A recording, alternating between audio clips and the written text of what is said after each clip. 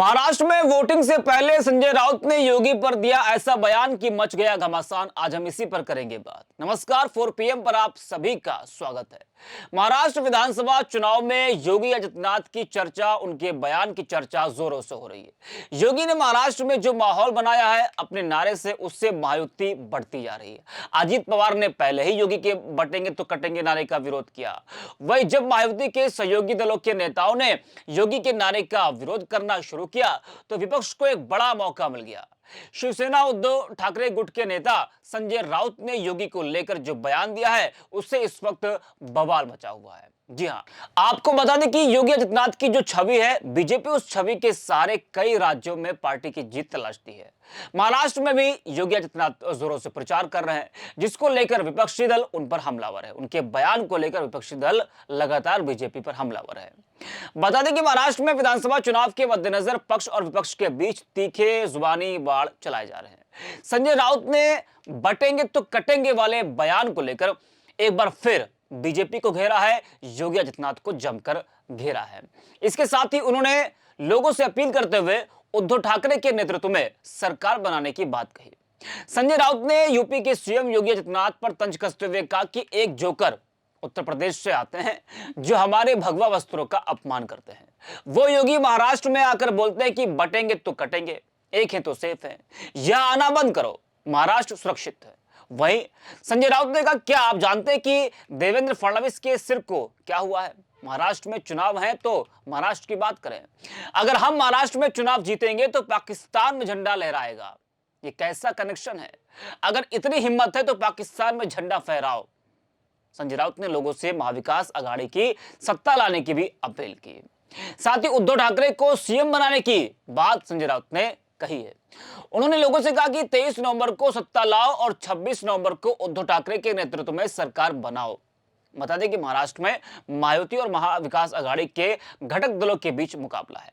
दोनों गठबंधनों में शामिल सभी पार्टियां अपने अपने उम्मीदवारों की जीत सुनिश्चित करने के लिए जी जान लगा रही हैं। राज्य की सभी 288 सीटों पर एक ही फेज में यानी कि 20 नवंबर को वोटिंग होनी है, जबकि 23 नवंबर को चुनाव के नतीजे आएंगे और इस दिन सभी उम्मीदवारों की किस्मत का फैसला हो जाएगा। संजय राउत ने जो योगी आदित्यनाथ को लेकर बयान दिया है वो आपको हम सुनाते हैं, जरा उस बयान को आप सुनिए।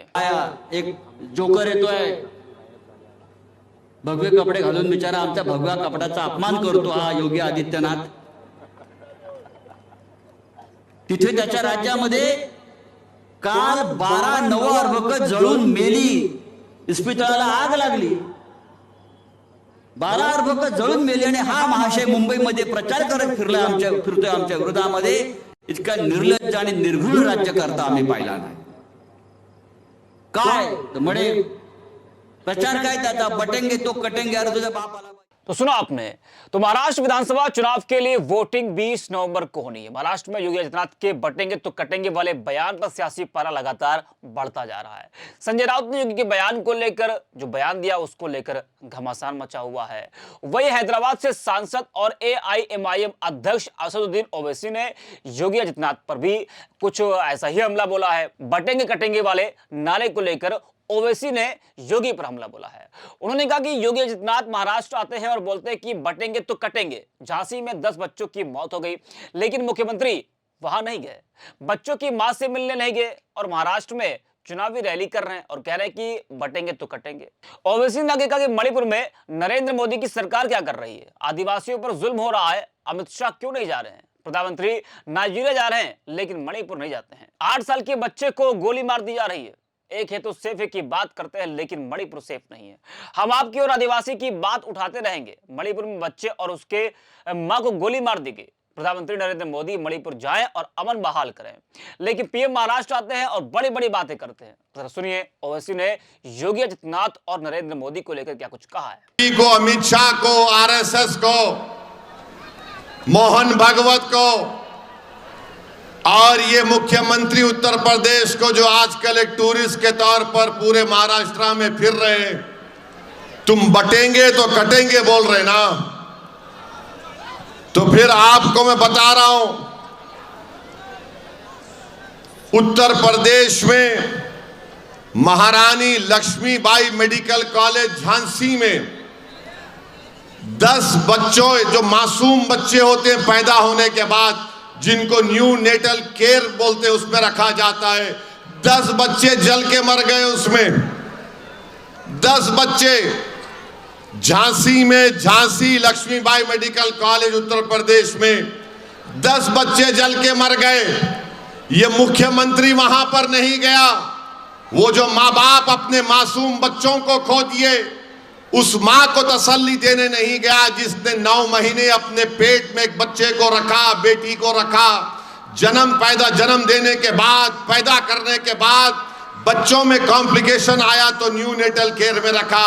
ये ऐसा बेदिल मुख्यमंत्री है कि वहां पर जाकर उन बच्चों, जो बच्चे मर गए, उनके माँ बाप के सर पर हाथ रखता, वहां पर नहीं गए। यहां महाराष्ट्र में चुनाव है, आ गए और क्या बोल रहे, बटेंगे तो कटेंगे। अच्छा, आपको मालूम, ये जब अस्पताल में आग लगी, आप एक नाम लिख के रख लो, उसका नाम क्या है, याकूब मंसूरी।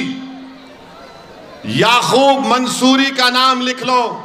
याकूब मंसूरी की बीवी ने 2 जुड़वा बच्चियों को जन्म दिया, उनको न्यू नेटल केयर में रखा गया और याकूब मंसूरी उस न्यू नेटल केयर के वार्ड के बाहर सो रहा था। आग लगी तो याकूब मंसूरी अंदर कूद गया। अंदर कूदकर उसने 10 ऐसे मासूम 6 महीने के, 3 महीने के बच्चों को बचाया और उनको लाकर 10 बच्चों को उसने जान बचाई।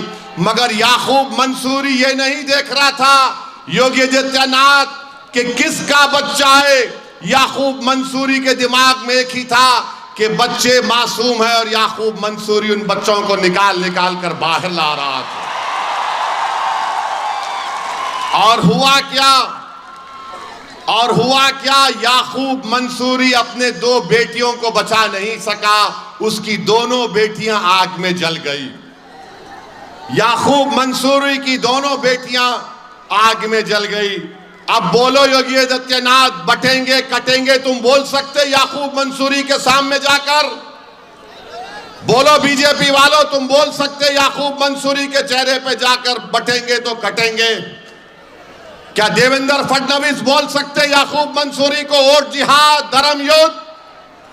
अरे इंसानियत भी कोई चीज होती है बीजेपी वालों। तो लगातार योगी के नारे को लेकर विपक्षी नेता जमकर हमलावर हैं। वहीं इससे पहले महायुति के नेता भी सीएम योगी आदित्यनाथ के इस नारे से दूरी बनाते नजर आए थे। जैसे कि यूपी के डिप्टी सीएम केशव प्रसाद मौर्य ने योगी के नारे से दूरी बनाई।